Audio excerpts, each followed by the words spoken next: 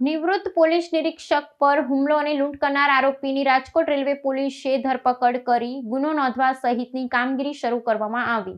અમદાવાદ ગુના શોધક શાખાના પૂર્વ પોલીસ નિરીક્ષક ડીએ જાડેજા પર જામનગરથી અમદાવાદ જતી આંતર શહેર ટ્રેનમાં જીવલેણ હુમલો અને લૂંટની સનસનીખેજ ઘટના પ્રકાશમાં આવી છે।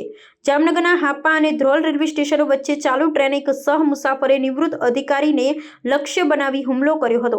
આ હિંસક ઘટનાને પગલે રેલવે મુસાફરોની સુરક્ષા વ્યવસ્થા સામે ગંભીર સવાલો ઊભા થયા છે અને સમગ્ર પોલીસ બેડામાં ભારે ચકચાર મચી ગઈ છે। ઘટનાની વિગતો મુજબ નિવૃત્ત પોલીસ નિરીક્ષક જ્યારે ટ્રેનમાં મુસાફરી કરી રહ્યો હતો ત્યારે તેમની બેઠકની નજીક રહેલા એક શખ્સે અચાનક ઉશ્કેરાઈને હુમલો કર્યો હતો। હુમલાખોરે અધિકારીને શારીરિક ઈજા પહોંચાડી તેમની પાસે રહેલ બે કિંમતી મોબાઈલ ફોન આંચકી લીધા હતા અને લૂંટ ચલાવી હતી। ઉલ્લેખનીય છે કે ભોગ બનનાર અધિકારી ભૂતકાળમાં અમદાવાદ ગુના શોધક શાખા જેવી સંવેદનશીલ સંસ્થાઓમાં મહત્વની ફરજ બજાવી ચૂક્યા છે, જેને કારણે આ મામલાની ગંભીરતાને ધ્યાને લઈ ઉચ્ચ પોલીસ અધિકારીઓ પણ તપાસમાં જોડાયા હતા। લૂંટ અને હુમલાની આ ઘટનાની જાણ થતાં જ રાજકોટ રેલવે પોલીસ ત્વરિત હરકતમાં આવી હતી। પોલીસે વિવિધ ટુકડીઓ બનાવી ટેકનિકલ દેખરેખ અને બાતમીદારોના માધ્યમથી સઘન શોધખોળ હાથ ધરી હતી, જેના પરિણામે ગણતરીના કલાકોમાં જ હુમલાખોર આરોપીને ઝડપી પાડવામાં સફળતા મળી છે।